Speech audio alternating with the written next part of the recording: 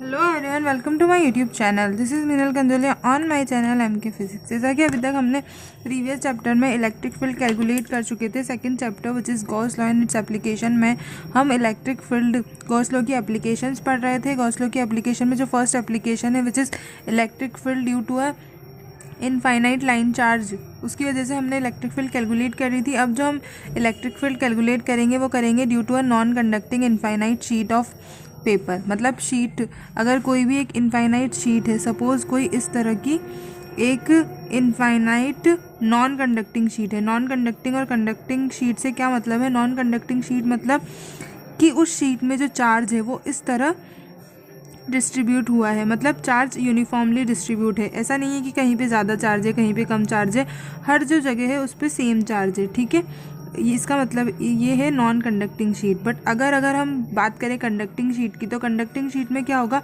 कि कोई भी कंडक्टर रहता है, कंडक्टिंग शीट में क्या होता है, चार्ज सिर्फ अपर वाली सरफेस पे रहता है। मतलब अगर चार्ज कंडक्टिंग शीट हो रही तो साफ से चार्ज सिर्फ ऊपर वाली सरफेस पे रहता है, अंदर वाली सरफेस पे नहीं रहता। पर यहाँ पे हम सिर्फ नॉन कंडक्टिंग शीट की बात कर रहे हैं, इसीलिए हमने यहाँ पे नॉन कंडक्टिंग लिखा है। तो नॉन कंडक्टिंग शीट है तो इसमें चार्ज क्या है, चार्ज यूनिफॉर्मली डिस्ट्रीब्यूट है over the surface of the sheet. ठीक है, और अभी हमने जैसे प्रीवियस वीडियो में डिस्कस किया था कि हम इलेक्ट्रिक फील्ड कैलकुलेट कर रहे थे किसी भी पॉइंट पी पर। ठीक है, तो अगर हम इस शीट की वजह से किसी पॉइंट पी पर इलेक्ट्रिक फील्ड कैलकुलेट करेंगे तो हम यहाँ पे दो एलिमेंट ले लेते हैं एरिया के। ये हम हमारी वीडियोस में डिस्कस कर चुके हैं आगे कि किस तरह हमें एलिमेंट लेना है, किस तरह हमें कैलकुलेट करना है। तो यहाँ पे जो हमने एलिमेंट लिया इसका क्या, इसमें जो चार्ज होगा वो हम मान लेते हैं DQ, स्मॉल चार्ज। तो यहाँ इस एरिया एलिमेंट की वजह से जो इलेक्ट्रिक फील्ड इस पॉइंट पे होगी वो किस डायरेक्शन में होगी, इस डायरेक्शन में होगी। हम इसे डिस्टेंस बना लेते हैं। ठीक है, तो ये जो डिस्टेंस है, अब अगर इसकी वजह से जो इलेक्ट्रिक फील्ड होगी वो इस डायरेक्शन में होगी। ठीक है, तो ये हो गया हमारा E1, ये हो गया हमारा E2। These are the direction of the electric field. और E क्या हो गया, मैग्नीट्यूड। ठीक है, तो अब हमें क्या करना है, अब हमें देखना है कि ये जो है हमारी, ये कौन सी है, ये हमारी एक्सिस हो गई। ये जो एंगल है ये क्या हो गया, थीटा। तो ये एंगल भी थीटा होगा, ये एंगल थीटा होगा तो ये वाला भी एंगल थीटा होगा। अब हम क्या करेंगे, कंपोनेंट्स लेंगे, फिर कंपोनेंट को सॉल्व करेंगे। ये मेथड हम हमारी प्रीवियस वीडियोस में अच्छे से पढ़ चुके हैं, डीपली एक्सप्लेन मैं आपको कर चुकी हूँ। ठीक है, तो अब हम इसके जब कंपोनेंट लेंगे तो कंपोनेंट क्या क्या होंगे। अगर हम E1 के कंपोनेंट की बात करें तो क्या होगा, E1 कॉस थीटा, और इसके कंपोनेंट की बात करें तो E1 साइन थीटा। सिमिलरली अगर E2 के कंपोनेंट की बात करें तो क्या होगा, E2 कॉस थीटा और E2 साइन थीटा। ठीक है, तो जब हम कंपोनेंट्स कैलकुलेट करेंगे तो जो एक्स एक्सिस के अलोंग कंपोनेंट्स है वो क्या है, E1 cos theta plus E2 cos theta. ठीक है, और E1 और जो E2 है, E1 और E2 की जो वैल्यू है वो क्या है, एक दूसरे के इक्वल है, क्योंकि E1 क्या होता है, डिस्टेंस भी इक्वल है और चार्ज भी इक्वल होगा, ये दोनों का चार्ज। इसीलिए E1 और E2 की वैल्यू सेम है। इसीलिए जो कंपोनेंट है और जो पैरेलल कंपोनेंट है वो क्या है, एक तो E1 sine theta plus E2 sine theta. ठीक है, तो ये जो कंपोनेंट है परपेंडिकुलर कंपोनेंट, ये दोनों कैंसिल आउट हो जाएंगे क्योंकि यहाँ पे क्या है, नेगेटिव साइन आएगा, डायरेक्शन अपोजिट है, अपोजिट डायरेक्शन की वजह से यहाँ पे क्या होगा, नेगेटिव साइन आएगा। इसीलिए जो E1 साइन थीटा और E2 sine theta component cancel out हो जाएंगे। इसीलिए जो इलेक्ट्रिक फील्ड है, इलेक्ट्रिक फील्ड भी क्या बात करेंगे, अगर हम इसको लिखना चाहें तो क्या लिखेंगे, net electric field is in the direction of x axis. मतलब जो नेट इलेक्ट्रिक फील्ड है due to this charge sheet वो किस डायरेक्शन में होगी, अलोंग एक्स एक्सिस की डायरेक्शन में। ये जो कंक्लूजन है इसमें हमने निकाला है। अब हम गॉस लॉ की हेल्प लेंगे। इलेक्ट्रिक फील्ड मतलब है तो इस डायरेक्शन में, पर उसकी वैल्यू क्या है ये कैलकुलेट करने के लिए हम गॉस लॉ की हेल्प लेंगे। ठीक है, तो ये क्या है, हमारी गॉस लॉ की एक एप्लीकेशन है। तो इसमें हम गॉस लॉ की हेल्प से इलेक्ट्रिक फील्ड तो यहाँ तक अभी हमने देखा कि हम जो इस नॉन कंडक्टिंग शीट की वजह से जो इलेक्ट्रिक फील्ड कैलकुलेट करेंगे वो किस डायरेक्शन में होगी, एक्स एक्सिस की डायरेक्शन में। जो नेट इलेक्ट्रिक फील्ड होगी, ये पूरा मेथड आप अच्छे से समझ चुके हैं। नाउ अभी हमने देखा था कि जो होंगे इसके जो एक्स एक्सिस के अलोंग कंपोनेंट है वो क्या हो जाएंगे, ऐड हो जाएंगे, और जो परपेंडिकुलर कंपोनेंट्स हैं वो क्या हो जाएंगे, कैंसिल हो जाएंगे, क्योंकि अपोजिट डायरेक्शन में होने की वजह से। तो net electric field is in the direction of x axis. तो जो नेट इलेक्ट्रिक फील्ड आएगी इस पूरे मेथड से वो किस डायरेक्शन में आएगी, एक्स एक्सिस की डायरेक्शन में। तो इस मेथड से हमें ये कंक्लूजन निकला है कि ये जो है इस नॉन कंडक्टिंग इनफाइनाइट शीट की वजह से जो हम इलेक्ट्रिक फील्ड मानेंगे वो एक्स मतलब परपेंडिकुलर टू द शीट। मतलब सपोज ये कोई शीट है, सपोज इस तरह कोई शीट है, ठीक है। तो इस शीट के हम जो इस पूरी शीट की वजह से नॉन कंडक्टिंग शीट की वजह से हम इलेक्ट्रिक फील्ड कहाँ मान सकते हैं, इस पूरी शीट की वजह से हम इलेक्ट्रिक फील्ड किस तरह मान सकते हैं, इसके नॉर्मल मतलब इस एक्स एक्सिस की डायरेक्शन में। अब अगर हम किसी भी पॉइंट की वजह से देखें कि इस पॉइंट पर देखें तो भी इस डायरेक्शन में इलेक्ट्रिक फील्ड होगी, इस पॉइंट पर देखें तब भी इस डायरेक्शन में इलेक्ट्रिक फील्ड होगी, ठीक है। तो इस पूरे मेथड से हमें सिर्फ इतना सा कंक्लूजन निकला है कि जो नॉन कंडक्टिंग शीट है उसकी वजह से जो इलेक्ट्रिक फील्ड होगी वो किस डायरेक्शन में होगी, एक्स एक्सिस की डायरेक्शन में, ठीक है। अब हम गॉस लॉ की हेल्प से इसे थोड़ा सिंपल बनाकर और इसकी इलेक्ट्रिक फील्ड कैलकुलेट करेंगे कि what will be the value of electric field due to this non conducting sheet, ठीक है। तो आइए इसे हम और अच्छे से समझते हैं,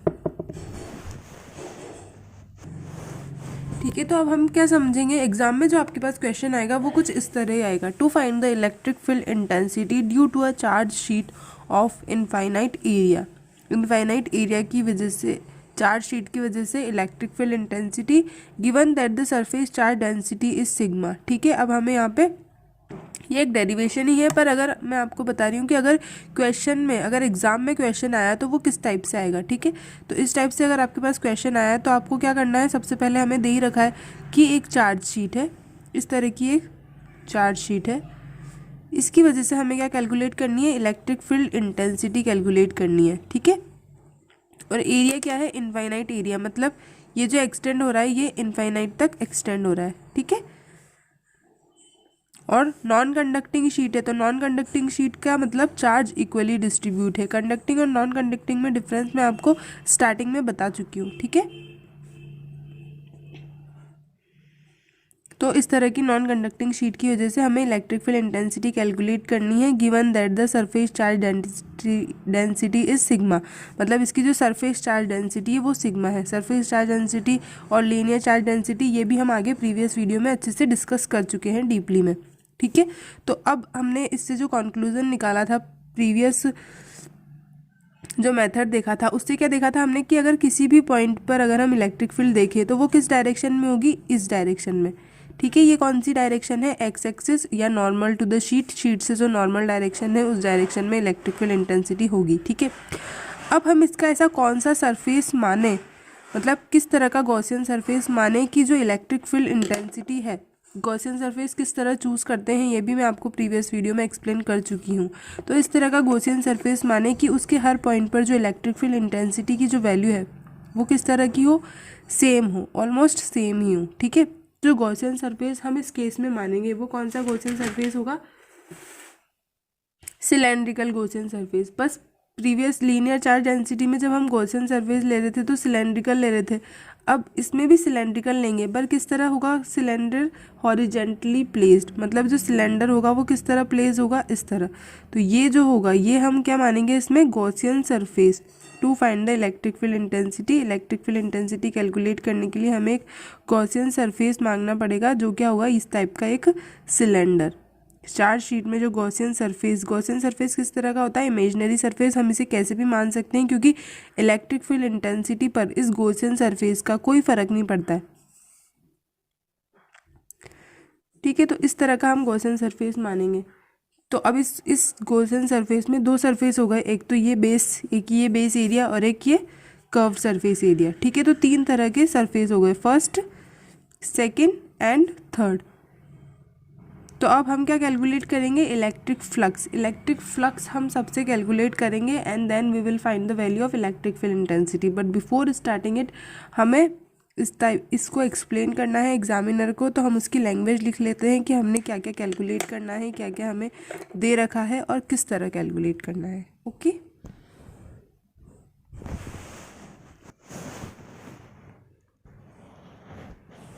ठीक है। तो अब हमें क्या कैलकुलेट करना है, अब हमें जो कैलकुलेट करना है और जो दे रखा है वो हमने नोट डाउन कर लिया है। We consider a cylindrical Gaussian surface. ये आपको बिल्कुल नोट्स की तरह, आप भी इसे सब कुछ अपनी कॉपी में पेन लेकर नोट कर सकते हैं।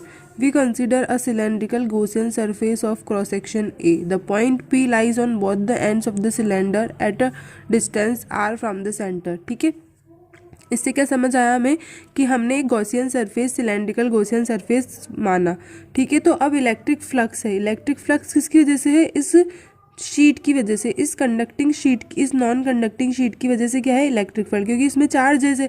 चार्जेस क्या करेंगे? इलेक्ट्रिक फील्ड प्रोड्यूस करेंगे। और इलेक्ट्रिक फील्ड किस एरिया से पास होती है, तो वहाँ हम क्या कैलकुलेट करते हैं? Electric flux. तो इसकी वजह से जो इलेक्ट्रिक फील्ड है वो किससे पास हो रही है? सिलेंडर से। तो अब हम क्या कैलकुलेट करेंगे? Electric flux. To calculate the electric flux through the cylinder, small assume small area element ds on each face. जैसा कि अभी मैंने आपको बताया कि सिलेंडर के 3 सरफेस हैं। ठीक है, तो तीनों, तो हमें क्या कैलकुलेट करना है? हमें इलेक्ट्रिक फ्लक्स कैलकुलेट करना है इस तीनों सरफेस की पर। ठीक है, और जो हमें यहाँ पे दे रखा है कि यहाँ पे जो पॉइंट है P, ये दोनों एंड्स पर जो पॉइंट है, दोनों एंड्स पर एक पॉइंट P है और उसकी डिस्टेंस इस शीट से कितनी है? R। ठीक है, इसकी जो डिस्टेंस है इस शीट से वो कितनी है? R। ठीक है, अब हम इलेक्ट्रिक फ्लक्स कैलकुलेट करेंगे। यहाँ पे तो दोनों पॉइंट है, यहाँ पे P दे रखे हैं, इनकी जो डिस्टेंस है वो R है। अब हमें क्या कैलकुलेट करना है? Electric flux. तो इलेक्ट्रिक फ्लक्स कैलकुलेट करने के लिए हमें क्या करना पड़ेगा? तीनों सरफेस की तो टोटल फ्लक्स क्या होगा? 5 will be is equals to 5 first plus 5 second plus 5 third. ठीक है, जो 5 थर्ड होगा, तो by the symmetry the direction of the electric field is perpendicular to the sheet on either side. तो अगर हम देखें, अभी हम देखें तो इलेक्ट्रिक फ्लक्स जो हमारा होता है वो क्या होता है? इलेक्ट्रिक फ्लक्स जो होता है वो कितना होता है? अगर हम देखें तो फर्स्ट की वजह से E dot D S factor, E dot D S cos theta, ठीक है, plus E dot D S, ई डी एस कॉस थीटा, और सेकंड की वजह से, फर्स्ट की वजह से, और अगर हम देखें थर्ड सरफेस पर क्या होगा? ई डी एस कॉस थीटा। ठीक है, तो अब हमें एंगल किस किस के बीच में देखना है? एक तो इलेक्ट्रिक फील्ड वेक्टर और एरिया वेक्टर के बीच में। तो अगर हम इसका एरिया वेक्टर ले, इस सरफेस का अगर हम एरिया वेक्टर ले तो वो किस डायरेक्शन में होगा? इस डायरेक्शन में, एन कैप की डायरेक्शन में होगा एरिया वेक्टर। और इलेक्ट्रिक फील्ड की डायरेक्शन भी कौन सी है? यही, क्योंकि इस शीट की वजह से जो इलेक्ट्रिक फील्ड हम कैलकुलेट कर रहे थे वो किस डायरेक्शन में आ रही थी? एक्स एक्सिस की डायरेक्शन में। तो इलेक्ट्रिक फील्ड की डायरेक्शन भी यही है और एन कैप की डायरेक्शन भी यही है। तो इन दोनों के बीच में जो एंगल है वो कितना होगा? ठीक है, तो अब हम क्या देख रहे थे? ई और डी एस के बीच का एंगल। तो अगर हम फर्स्ट सरफेस के लिए देखें तो फर्स्ट सरफेस हमारा, अगर हम डायग्राम में देखें तो कौन सा सरफेस है? ये वाला। ठीक है, ये जो कर्व सरफेस है, ये जो एंड बेस सरफेस है, ये कौन सा? फर्स्ट सरफेस है। तो इसमें अगर हम देखें इलेक्ट्रिक फील्ड की डायरेक्शन जो होगी इसकी वजह से, इस चार्ज शीट की वजह से क्या होगी? इस डायरेक्शन में होगी इलेक्ट्रिक फील्ड। ठीक है, तो इलेक्ट्रिक फील्ड की डायरेक्शन जो होगी वो ये होगी, ये वाली। और अगर हम देखें कि एरिया वेक्टर की जो डायरेक्शन होगी वो होगी ये वाली, एन कैप। ठीक है, एरिया वेक्टर की डायरेक्शन होगी ये वाली, क्योंकि एरिया वेक्टर क्या होता है? परपेंडिकुलर। तो अगर हम फर्स्ट केस में देखें तो हमारा फर्स्ट केस क्या होगा? 5 will be is equals to E D S, क्या होगा हमारा first case? Integration E D S cos, angle कितना है? 180 डिग्री, प्लस अगर हम सेकंड केस के लिए देखें तो सेकंड केस में हमारे जो ई और ए के बीच में जो एंगल है, ई और एरिया वेक्टर के बीच में, वो क्या है? तो यहाँ पर 80 डिग्री एंगल, 180 डिग्री का एंगल बन रहा है। अब सेकंड सरफेस के लिए देखें तो इलेक्ट्रिक फील्ड की जो डायरेक्शन है, अगर हम ये थोड़ा सा डी एस एलिमेंट लें, क्योंकि अभी हमने यहाँ पे लिखा था कि to calculate the electric field assume small area element ds, तो हमें क्या करना पड़ेगा? छोटा सा एरिया एलिमेंट ds मानना पड़ेगा। अब इस पॉइंट पर अगर हम इलेक्ट्रिक फील्ड देखें तो इलेक्ट्रिक फील्ड की डायरेक्शन कौन सी है? ये वाली। और अगर हम एरिया वेक्टर कैलकुलेट करें तो एरिया वेक्टर की डायरेक्शन होगी ये वाली, परपेंडिकुलर। ठीक है, एन कैप। तो अब ई और एरिया वेक्टर के बीच में जो एंगल है वो कितना है? 90 डिग्री। ठीक है, तो अगर हम सेकेंड सरफेस की बात करें तो क्या होगा हमारे पास? E D S cos 90, plus third surface के लिए बात करते हैं तो ई डी एस। अब एंगल कितना होगा? एंगल अगर हम देखें थर्ड सरफेस के लिए तो थर्ड सरफेस हमारा कौन सा है, ये वाला, विच इज़ बेस सरफेस। तो यहाँ पर क्या है, एन और पी के बीच में कौन सा एंगल है, 0 डिग्री का, क्योंकि एक ही डायरेक्शन में दोनों है, एरिया वेक्टर और इलेक्ट्रिक फील्ड एक ही डायरेक्शन में है, तो दोनों के बीच का जो एंगल है वो कितना है, 0 डिग्री। ये मैं आपको बता चुकी हूँ। तो cos 0 डिग्री, ठीक है। अब हम इसे सॉल्व करेंगे। तो जो cos 180 होता है, cos 180 की जो वैल्यू होती है वो क्या होती है,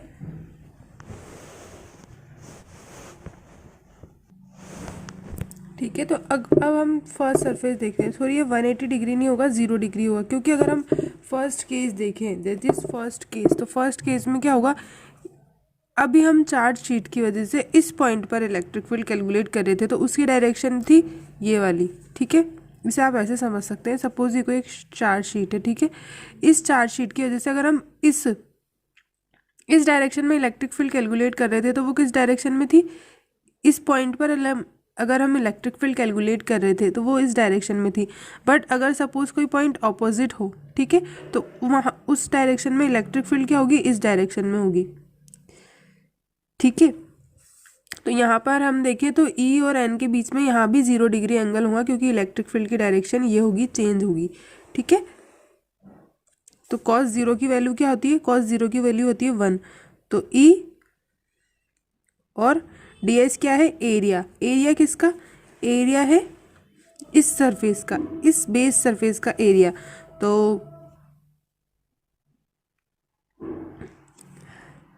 इस सरफेस का जो एरिया होगा वो क्या होगा, अभी हम सिर्फ ए लिख लेते हैं, ठीक है। इस सरफेस का जो एरिया है वो होगा ई ए प्लस, अब cos 90 की जो वैल्यू होती है वो कितनी होती है, 0, तो यहाँ पे ये 0 हो ही जाएगा। थर्ड केस अगर हम देखें तो cos 0 की वैल्यू 1 होती है, अगेन यहाँ पे क्या हो गया, डी ए, एरिया। अब ए क्यों लिखा है हमने, सेम ए क्यों लिखा है, क्योंकि ये वाला जो एरिया है वो ये वाले एरिया के इक्वल होगा, क्योंकि दोनों बेस एरिया इक्वल ही होंगे सिलेंडर के, इसीलिए हमने यहाँ पे क्या लिखा है, ए। तो अब जो टोटल फ्लक्स होगा, टोटल फ्लक्स क्या हो जाएगा यहाँ पे, 2EA, मतलब 2EA मतलब 2EDS, सरफेस एरिया, ठीक है। अब हम इसमें गॉस थ्योरम अगर अप्लाई करें तो गॉस थ्योरम क्या है, गॉस थ्योरम से हम जानते हैं कि, यहाँ पे लिख लेते हैं हम, फ्रॉम गॉस थ्योरम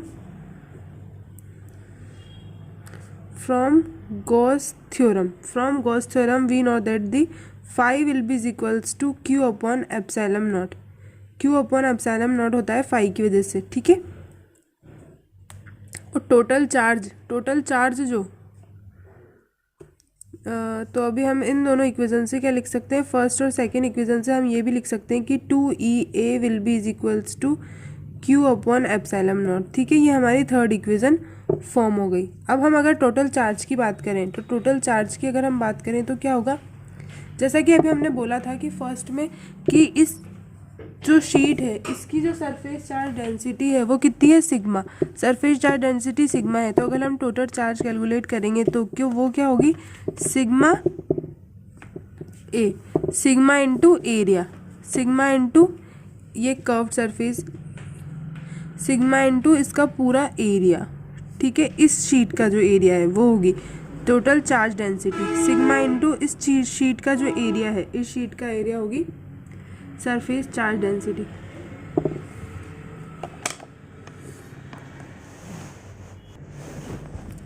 ठीक है, सिग्मा इंटू एरिया। बट अगर हम गॉस लॉ अप्लाई करते हैं तो गॉस लॉ की जो फर्स्ट कंडीशन मैंने आपको बताई थी वो क्या थी कि गॉस लॉ तभी अप्लाई होता है जबकि चार्ज इनक्लोज्ड हो, और चार्ज इस शीट का जो जितना चार्ज इस एरिया में इनक्लोज्ड होगा, सिर्फ इस एरिया में जितना चार्ज इनक्लोज्ड होगा उसी पर हम गॉस थ्योरम अप्लाई कर सकते हैं, क्योंकि जो आउटसाइड होता है चार्ज, गॉसियन सरफेस के आउटसाइड जो चार्ज होता है उससे हमें कोई मतलब नहीं होता है, ठीक है। जो टोटल चार्ज क्या होगा, चार्ज डेंसिटी इनटू इतना एरिया, और ये एरिया इक्वल ही है, तो इतने एरिया में जो चार्ज इनक्लोज्ड होगा वो होगा हमारा इसके लिए टोटल चार्ज, क्योंकि अभी हम सिर्फ गॉसियन सरफेस के अंदर जो चार्ज होता है उसी को हम कंसीडर करते हैं ना, तो इसीलिए, ठीक है। नाउ अब हम जब वैल्यू पुट करेंगे तो 2EA will be is equals to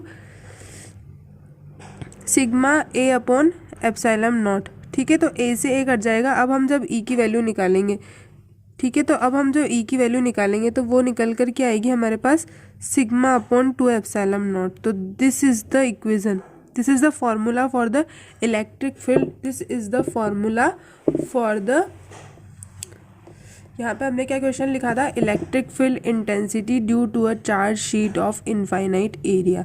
तो फॉर्मूला क्या होगा उसका, E will be is equals to 2/ε0, E is equals to 2/ε0। ठीक है, अब इससे रिलेटेड हम एग्जाम्पल देख लेते हैं तो आपको ये और अच्छे से समझ आ जाएगा। ठीक है, तो अब हम देखते हैं कि हमने जो फॉर्मूला डिराइव किया, ठीक है, वो किस किस चीज़ पे डिपेंड कर रहा है। Dependence of the electric field intensity due to an infinite sheet.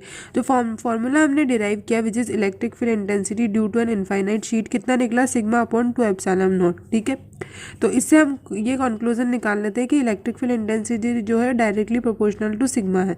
ठीक है, सिग्मा क्या है हमारे पास, सरफेस चार्ज डेंसिटी। तो अगर हम ग्राफ बनाना चाहें विच इज़